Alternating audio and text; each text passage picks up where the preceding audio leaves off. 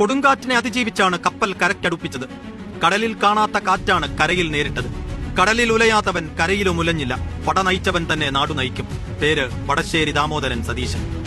10 കൊല്ലം കാത്തിരുന്ന് കിട്ടിയതല്ലേ, പാളിപ്പോകരുത്, പാതിവഴിയിൽ വീണുപോകരുത്.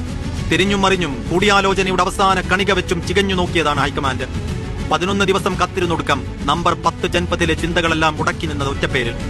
5 വർഷം മുമ്പ് 140 പേരുള്ള സഭയിലേക്ക് വെറും 21 പേരെയും കൊടുത്ത് പണിക്കയച്ചതാണ്. 5 വർഷം കഴിഞ്ഞ് ആഹ്ലാദ ചിത്തനായി സതീശൻ തിരിച്ചു വന്നു. 21 63ആയതിന്റെ കണക്കുകൾ ആവേശത്തോടെ നിരത്തി. കുടിച്ച കൈപ്പുനീരിന്റെയും കടന്നുപോയ കനൽ വഴികളുടെയും കഥകൾ പറഞ്ഞു. ഇനിയും ഒരിക്കൽ കൂടി വിശ്വാസമർപ്പിക്കണമെന്ന് നേരിട്ട് ആവശ്യപ്പെട്ടില്ല. അർഹത ബോധ്യപ്പെട്ടെങ്കിൽ മാത്രം തനിക്കായൊരു വിളി വരുമെന്ന പ്രതീക്ഷയിൽ മടക്കം. അവഗണിക്കുമോ എന്ന ആധിയിൽ അപ്പോഴേക്കും ആൾക്കൂട്ടം തെരുവ് കീഴടക്കിയിരുന്നു.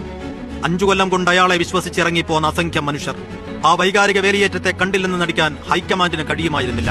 11ാം നാൾ പ്രഖ്യാപനം വന്നു. വിസ്മയങ്ങളുടെ തുടർച്ചയിൽ വി.ഡി. സതീശൻ കേരളത്തെ നയിക്കാൻ നിയോഗിക്കപ്പെടുന്നു. ഉമ്മൻചാണ്ടിക്ക് ശേഷം കേരളത്തിലെ കോൺഗ്രസ് മുഖ്യമന്ത്രി. കെ.പി.സി.സി പ്രസിഡന്റായിട്ടില്ല, ഡി.സി.സി പ്രസിഡന്റുമായിട്ടില്ല, കെ.എസ്.യുവിന്റെയോ യൂത്ത് കോൺഗ്രസിന്റെയോ അമരത്തിരുന്നിട്ടില്ല. നെട്ടൂരുകാരൻ ആദ്യമായിട്ട് മന്ത്രിയാവുകയാണ്. അതാകട്ടെ മുഖ്യമന്ത്രിയും. കാത്തിരിപ്പിന്റെ നിരാശയും പരിഹാസങ്ങളും സ്വിച്ചിട്ട പോലെ ആഘോഷങ്ങൾക്ക് വഴിമാറുന്നു. തിങ്കളാഴ്ച കോൺഗ്രസുകാർക്ക് നല്ല ദിവസമാണ്. ജനമഹാസാഗരത്തിന്റെ നടുക്ക് സതീശൻ എഴുന്നേറ്റ് നിൽക്കും. നിയമം മൂലം സ്ഥാപിതമായ ഭാരതത്തിന്റെ ഭരണഘടനയോട് നിർവ്യാജമായ കൂറും സത്യസന്ധതയും പുലർത്തുമെന്നാണയിടും. പിണറായിക്ക് പകരം സതീശനെ വിശ്വസിച്ച ജനക്കൂട്ടത്തിലേക്ക് നമ്പർ 1 സ്റ്റേറ്റ് കാറിൽ നിന്ന് അയാൾ ഇറങ്ങി വരും. സതീശൻ ഒരു പക്ഷേ ഉമ്മൻചാണ്ടിയാകാൻ കഴിയില്ലായിരിക്കാം, എ.കെ. ആന്റണിയാകാനും കഴിയില്ലായിരിക്കാം. പക്ഷേ അയാൾ വി.ഡി. സതീശനായിരിക്കുന്നത് വരെ ജനം ഒപ്പമുണ്ടാകും.